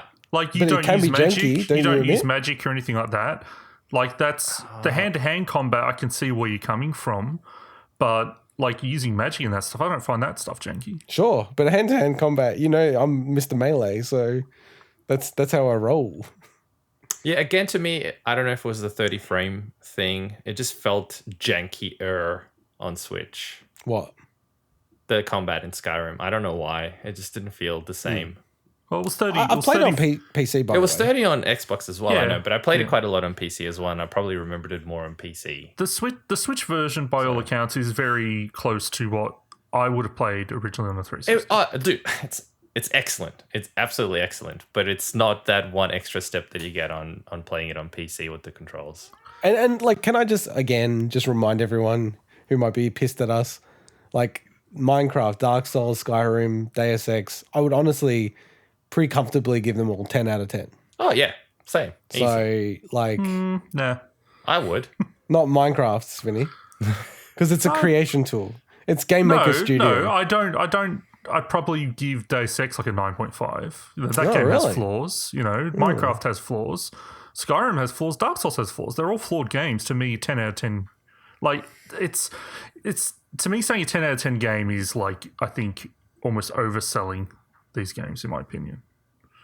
Overselling these games. Yeah, because they're all flawed. They're all flawed. Yeah, okay, I can't. It's like saying, I know what you mean, but really, they're fake 10 out of 10s for me as well. Now, But I'd give have Minecraft. flaws, but they're like I'd give Minecraft and Dark brilliant Souls games. guaranteed 10 out of 10s. So the reason why Skyrim is my number one as opposed to Dark Souls, because obviously Dark Souls is one of my favorite games of all time. So Dark Souls is 2. No one. What's that? Dark Souls is 2. Skyrim is 1. Right. For you, Swinny. For me, yeah. I mean, that's pretty. Once I said Skyrim is my number one, I think it's pretty obvious that Dark Souls is going to be number 2. But Never know. the thing is that I love Dark Souls, but I cannot get past the fact that the game has some really bad design choices and has some unfinished content.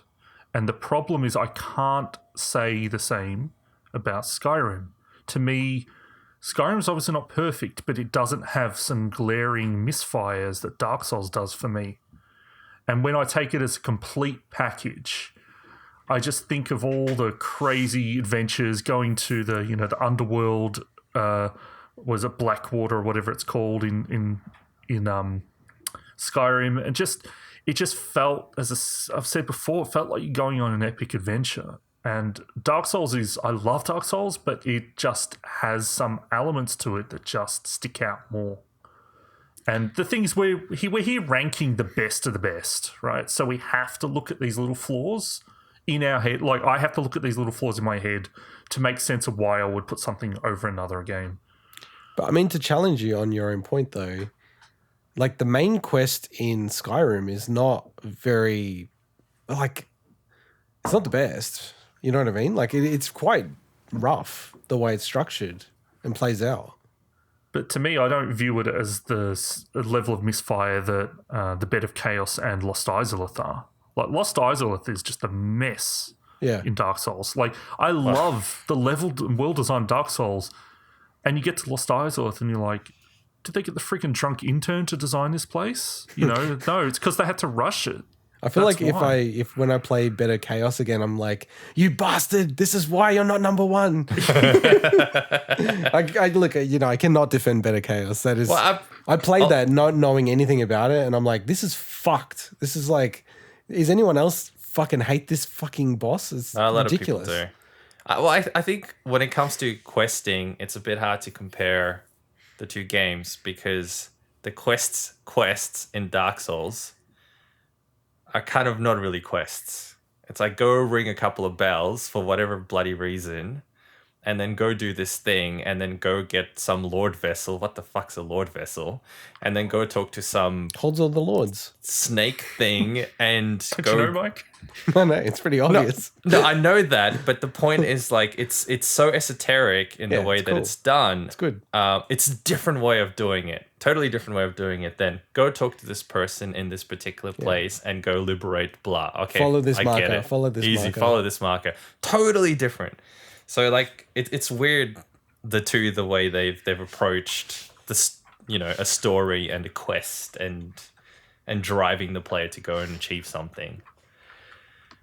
None of this gets us any closer, I don't think, to establishing any of these spots. Other than I would say, it doesn't to me sound like Deus Ex is in any of our top 2. Is it in It was your 3 top for 2, me. Integot? It was 3 for okay, me. 3, right, cool. So It's 3 for me. by the It's- process of elimination, like can we just put it in 3rd spot? Look, it's so annoying. Minecraft and Portal 2 are like my number 1 and 2. Stop talking about Portal 2, dude. Well, no, but like the show should be, and the list should be representative of the show and the people in it, right? No, but once the shortlist and we got culled to the nominees, we're judging the nominees. Like, No, we're but not I'm judging it against I'm games that didn't make it here. I'm taking a breath. I'm going up and going, I'm looking at it and going, the net result is my number 1 game is 4th and my number 2 game is not on the fucking list. Like, is that representation? I'm a minority here, man. This is like bullshit. No, but that's what I'm saying. The process culled You it gotta to the trust the point process, where, yeah. Yeah. like, Where there's dude, only like- white guys who are the president. You know what I mean? The process Dude, is... Minecraft was 12th on my original list. I'm not judging that at this point. Like, to me, it's like... But you are. You were going to say it was 6th. No, I didn't say it was 6. I said it would probably be in the bottom 2. Right? And that actually, in my revised list, I actually have it as 5 now. Since we've been through these discussions, I've had a chance to really reflect on everything. Oh, instead of 12th, you mean?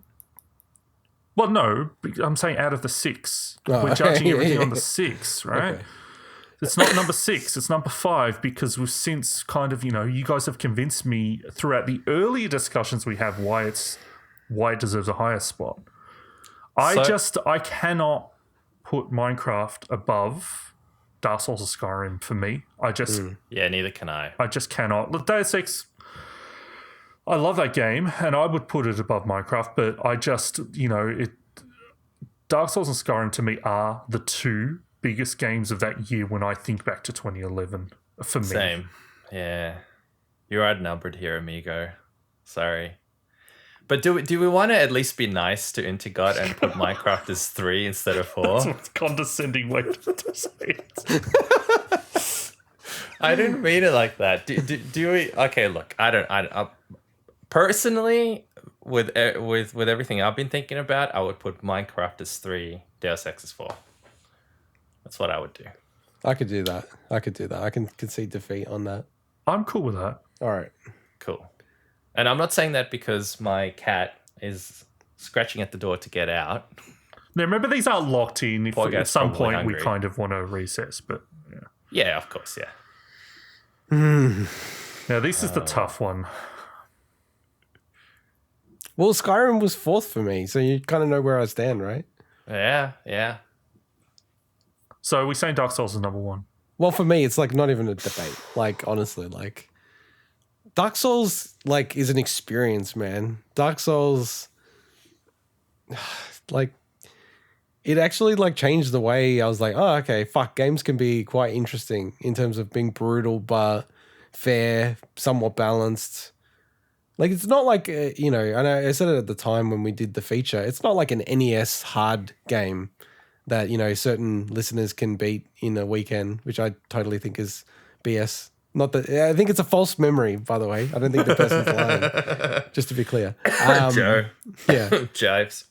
But, like there's optionality in the game to do stuff. Whereas Skyrim, it's super cool. And I'll go back to Skyrim and I'll do all the stuff you're saying, Swinny, and I know I won't change my mind on it. Not because I'm trying to be stubborn or anything, but it's trying to do a lot, Skyrim, but Dark Souls is like It's like Blade Runner, man. Like, you don't need to add anything to it, you know? And there's, to me, sure, like, there's a bad boss here and a shitty area there, but the areas that are good, the bosses that are good are fucking, like, leagues above things in Skyrim for me personally.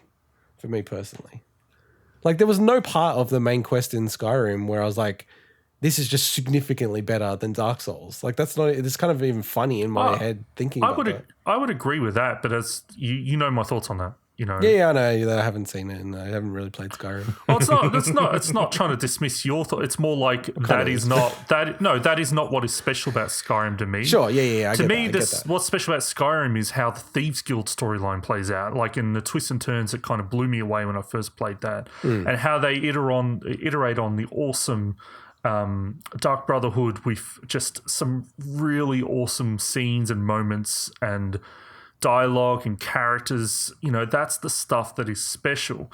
And it's difficult to, obviously, when we talk DLC, it's difficult to say, okay, do we factor in DLC to our thoughts or whatnot? But the Dragonborn DLC, when you go into the crazy, like, Lovecraftian area of that, and, you know, that just appeals to me so much that it's just, like, I can't, when I think back to that, I kind of, like, I want to play through it again, you know, like, and it takes a lot for me to replay games these days. But on the flip side, is that's one of my favorite things about Dark Souls. Yeah. Well, that's what I was just about to say. You've replayed that so many times. It's tough. It's man, these, to choose out of these two, it's like, to me, there's no loser here. Like, yeah, you know what I mean? It's like they're both, to me, it's like they're equal one. Number one. They are to me too, because they're different. They're both RPGs, but they're so different in how they are as a game, even though they're both role-playing games.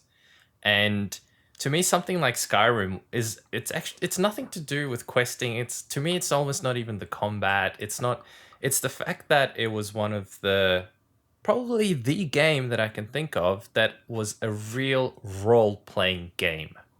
I felt like that was me, that was the character. I could do whatever I wanted in that world. Didn't even have to care about the questing or anything like that. It was about how I wanted to experience that world and go anywhere I want, do whatever I want. Yes, of course, I went and completed all the different quest lines and whatnot. But I remember, for example, when I played the Mage Guild one, and at the end of it, I felt like this super powerful mage. I role-played this idea that I went to the mountains after that and just spent time in a hut away from the rest of the world. And I know it's kind of nerdy to be doing that in a game, but whatever. It actually felt like a really cool experience where I lived in that world and I didn't want to be part of the politics and part of the war. And I felt like I was so stupendously powerful that no one would stand in my way, that I didn't even want to partake in that world anymore. I just wanted to live my life in a quiet little secluded spot in the game that I discovered. And I know it sounds really weird and stupid, but that's the kind of experience that very, very few games offer, where you're really immersed in that world. Now, in saying all of that, man, can I put that in front of Dark Souls? I don't know, because Dark Souls was such a mind-screwing experience. You know, being stuck in Blight Town at 5-6 frames per second at the time when I first originally played the game. Not only did it add to the dread and the experience, I feel it's like it entered your soul or something, that game. Like, it really affected you at a deep psychological level. And again, totally different experience in a completely different way, but it's such a unique game. And as we talked about earlier, what, you could classify as a cult classic, that it is, like you said, a Blade Runner kind of game where it's excellent. It's the way it should be. Even with its flaws, I don't care. It's just such a perfect everything. So I'm really struggling trying to pick between these two, to be honest. I can't.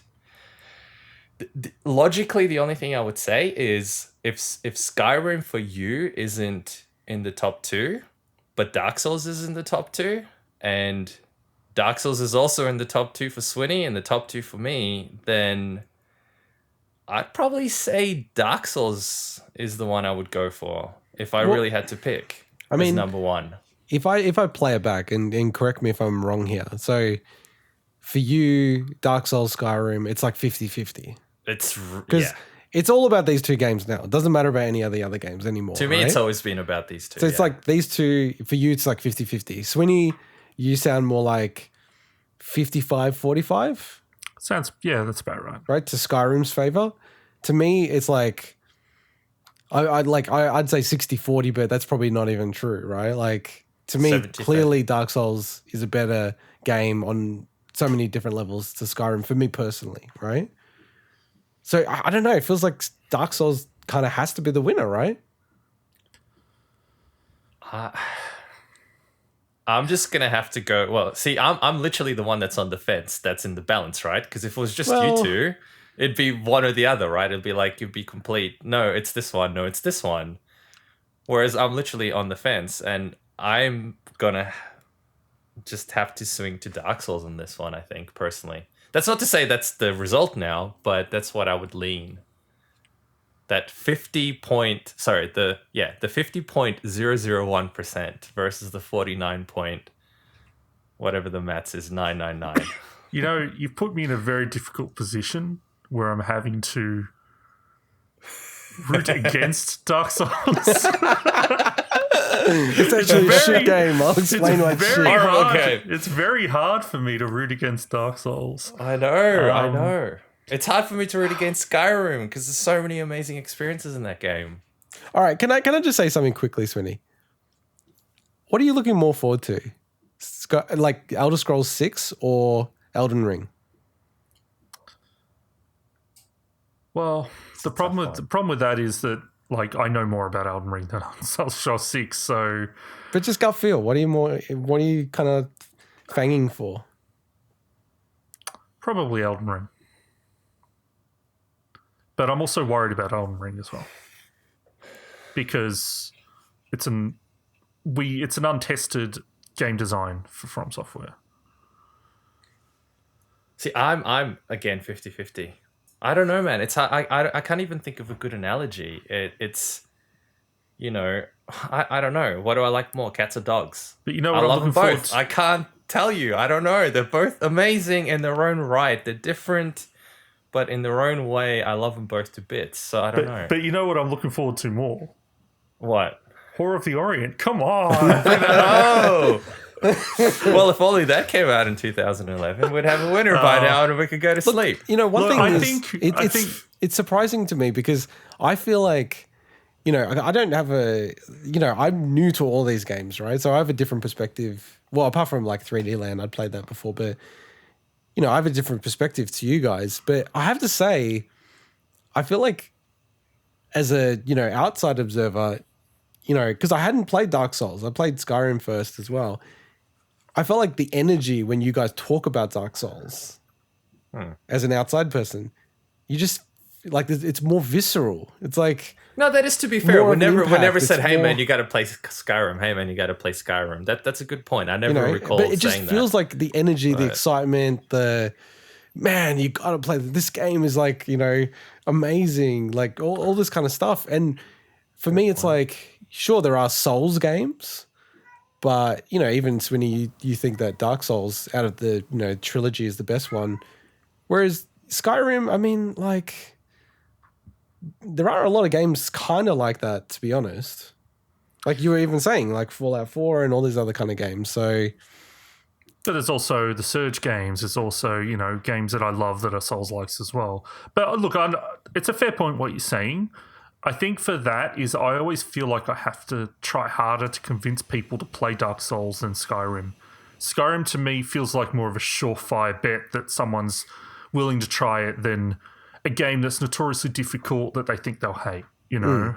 So I always feel like I have to go to bat more for Dark Souls. But look, I think what you said before, integot, when you started breaking down how much we're rooting for each game, I think that is a fair way to look at it. is that we kind of, Mike and I, almost balance each other out in a way, or it's like slightly, in favor of Skyrim, and then you balance it the other way. So I think when we look at that, there's only 3 of us, so it's easy to kind of take that stuff into consideration versus panels where they're dealing with like 8 people. I think that it makes sense that we put Dark Souls number 1. Well, and like I was always taught at work never to sell after the close, so I should just move it and then let go. All right, bye.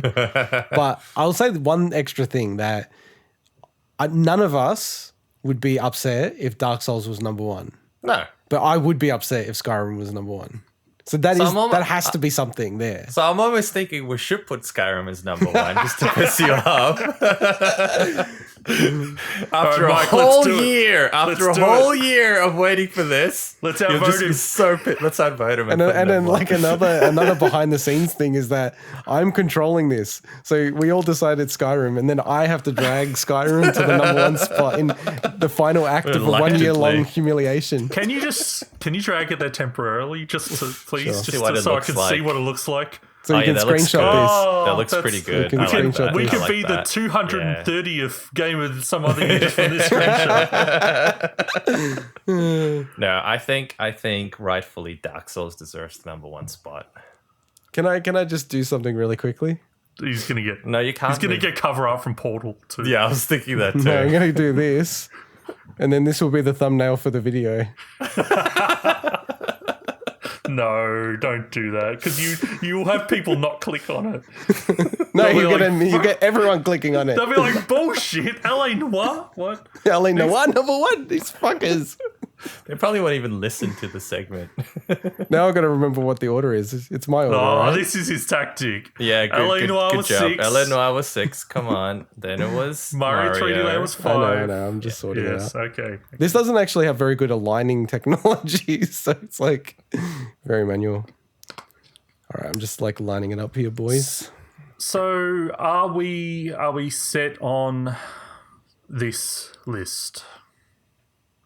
Are we all kind of content with this list? I am, yeah. I'm not saying happy, because obviously we all kind of, yeah. We all equally unhappy. Views, I think. I personally, I'm actually really happy with the list, to be honest. Yeah. Am I the only really happy one with this list? No, I think it's pretty much what I wanted. I think the most you can hope for is it a fair reflection of the 3 of us as some kind of amorphous being? And I'd say yes. So I am like the love child of us 3 then. Because I would never put Skyrim exactly 2, but like, it is 2, so... Yeah. Okay, that's it then, is it? Is that locked in? Yeah, it's locked in, Eddie. I do the final thing. Did you notice? I don't know if you noticed. Yes, the nominees have disappeared. So now is the time when I say Dark Souls is my number 1. Wait, are you serious? What? Is he actually serious? Take from that what you will. Are you actually trolling now to troll on the troll that I was trolling on, or you're... He just wants to show how easily Mike can be convinced of something. No, but I wasn't. Of saying it's Dark Souls yesterday, and now he's no. It. But hang on, yesterday. That is the 1 year experiment we've done. No, my message yesterday was pretty clear. The reason I said that is because I was having doubts about that. I'm like, man, I'm seriously thinking Skyrim's probably number 1 when I really think about it. I was dead set on Dark Souls, but then I'm like, Skyrim is such a brilliant game. But I'm glad we've come to this conclusion. I think it's well deserved. It's the cream of the crop. All right. I guess you'll never know if I was saying the truth or not. No, it's definitely Skyrim number 1. He's an RPG insane person. Yeah, but he doesn't replay RPG a million. He doesn't replay Skyrim a million times. He's replayed Dark Souls like 50 times now. Can we also say that? Look at him. He's an Xbox man. And now Microsoft has bought Bethesda. I mean, like, just saying. Just saying. What a shill. And we all know, we're living in post E3 now, and we know that Sony has bought, From Software. So this is why he's so anti Dark Souls. Exactly. All right. Well, is that it? Well, is that a winner? Yeah, that's what, it. 10 months or whatever. Feels almost it's been? anticlimactic. We got there. No, we got there. Like, just think about how much like internal struggle there was in our heads about how this was going to go, and we got there. Yeah, I know. Yeah, through only took 2 hours. We didn't have any big arguments, so I'm a little disappointed. I'm sorry, audience. I think we're just too reasonable. It's also past midnight when we're recording, so I think we're all like, well, let's not drag this anymore. Playing with me, wanting attention. All right, I guess we will wrap it up. We should. Maybe we should just sorry, I don't know if you're going to mention what we're going to do next week, Game of Some Other Year. Yes, yeah. That's what I was like, just in the final bit. So when we release this episode, the next Sunday, we'll talk about what the next Game of Some Other Year will be. So we are picking from the 90s. So it's going to be much easier for me to, yell at you guys because I would have played a lot of these games, hopefully. And we're also going to change the format of Game of Some Other Year. So stick with the same idea in principle, but I think what we'll do is over the Christmas break, we'll release the 6 recaps and then do the determination. And we're going to pick the 6 games earlier. So I think we'll pick the 6 games within the next month. So we'll sort of know those games a lot earlier. I mean, that's going to be tougher because we won't necessarily have played them all. So is there anything else you wanted to add there, Swinny? No, just that it's been a great experience, and I hope that anyone that has followed us on the whole journey, hopefully it's been fun for them as well. It's been a long journey, so yeah, and like I actually really hope. I think your cat's saying Skyrim. I think that's exactly what he's saying. Should have been Skyrim. Wow. I played as a cat character in that game. Yeah, like, if people, 100% people will disagree with us. So instead of just disagreeing with us, we'd like to see what are your top 6 and what order would you put them in. All right, well, with that, I guess we should say goodbye. Goodbye, good night.